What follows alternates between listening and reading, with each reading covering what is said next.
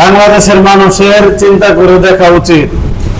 এই যে এনবিআর এর মতিউর রহমান চোর হারামজাদা, যেটা দেশের এত অর্থ সম্পদ লুটা পুটা খাইছে, এখন তার নিজের ছেলে মেয়েই তারে চিনে না। অন্যায়কারী দেখেন কিভাবে ধরা খায়, সে দুনিয়াতেও সম্মানিত, আখেরাতেও সম্মানিত। এত এত টাকা এতদিন কার জন্য এগুলা করছে? নিজের ছেলে মেয়ের জন্য, বউ বাচ্চার জন্য।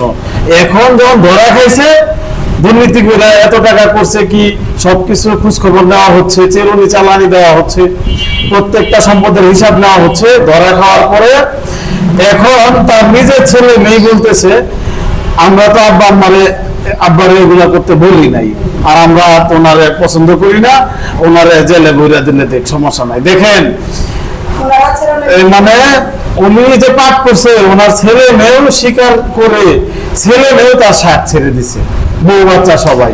তাহলে অন্যায়কারী কোন জায়গায় দাম আছে? কি দরকার ভাই? আপনারা এত কিছু দেখার পরেও কেন অন্যায়ের সাথে সম্পৃক্ত হন? আশা করি আপনারা এগুলা চিন্তা করবেন।